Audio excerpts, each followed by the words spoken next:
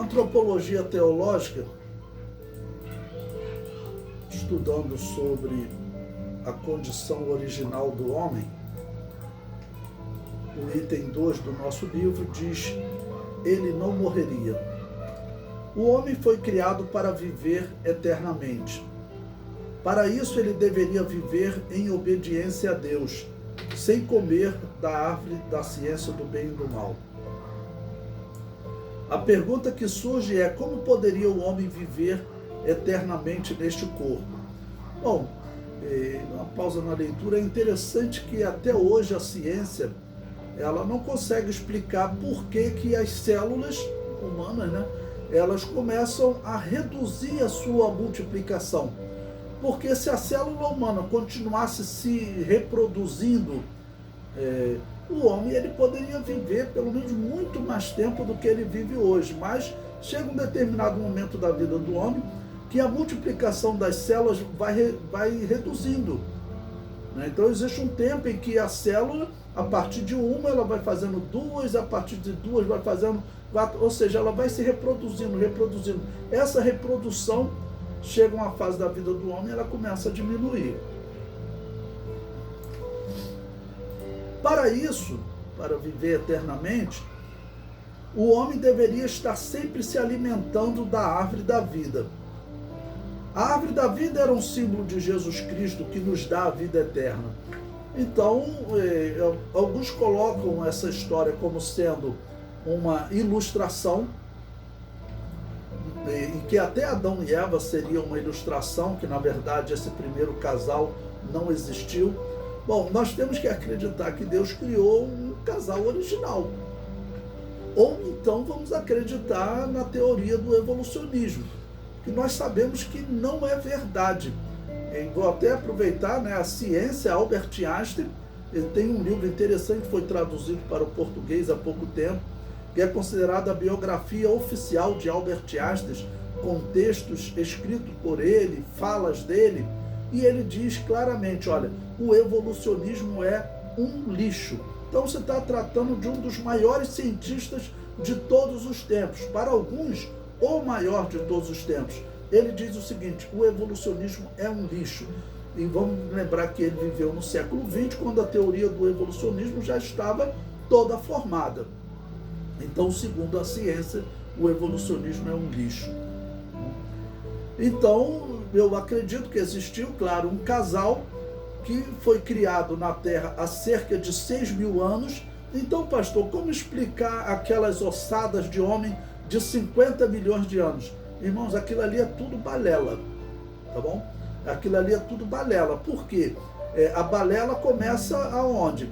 Teve um homem que ele resolveu datar o tempo que um osso se torna um fóssil. Se tornar um fóssil significa ele ser petrificado. Então, se você pegar a ossada de um homem e colocar dentro de uma caverna, ficar ali exposto aos minerais ou na terra, né, pegando umidade, vai ter um tempo que os minerais vão entrar naquele osso e ele vai se tornar um fóssil, ou seja, uma pedra.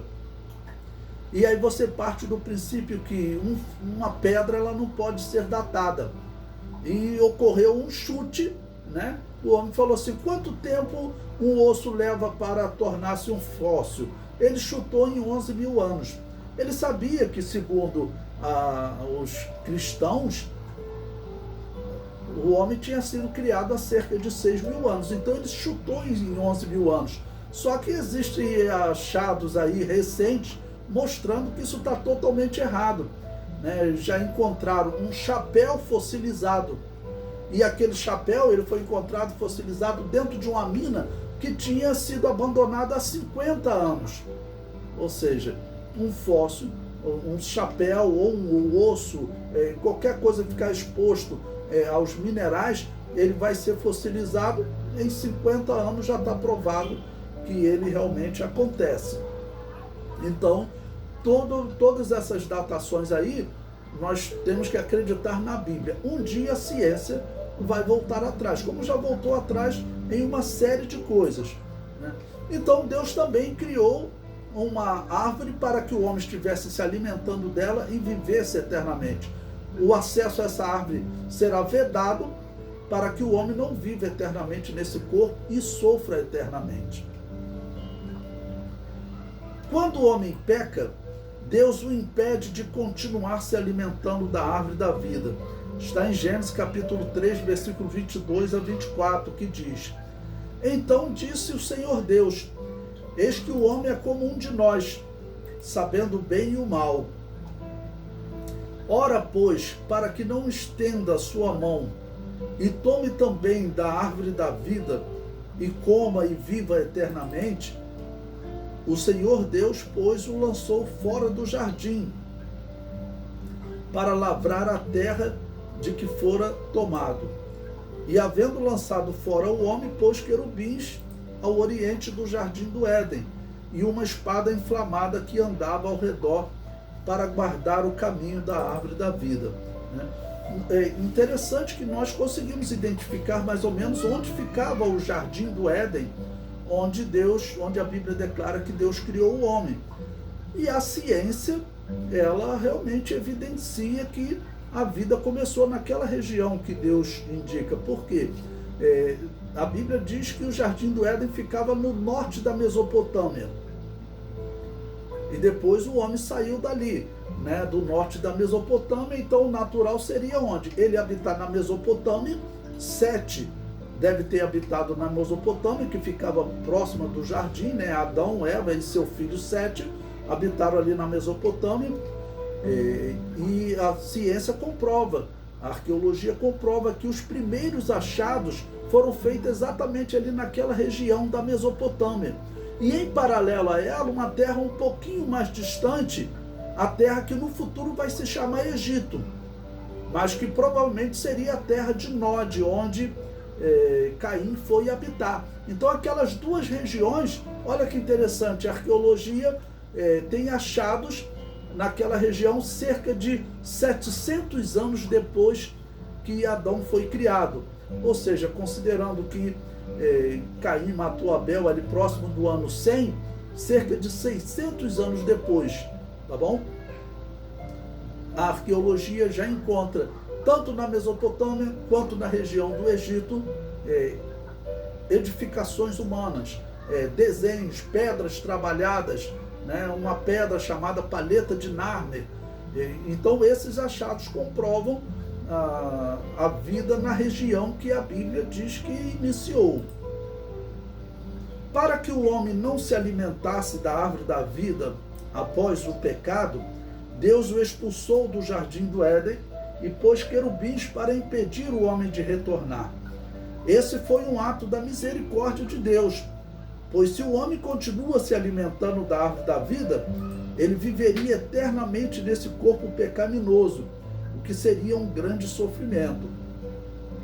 Com este ato, Deus está preparando o homem para que este buscasse outro caminho para alcançar a vida eterna, e assim encontre Jesus Cristo, a semente da mulher que pisaria a cabeça da serpente e desfaria toda essa obra que levou o homem à morte, morte espiritual e também morte física. No dia que ele se alimentou, morte espiritual e posteriormente morte física. E também a expulsão do jardim do Éden. Eu separei aí Gênesis 3,15, que Deus disse: E porém inimizade entre ti e a mulher, e entre a tua semente e a sua semente. Esta te ferirá a cabeça, e tu lhe ferirás o calcanhar. Deus estava falando isso para a serpente.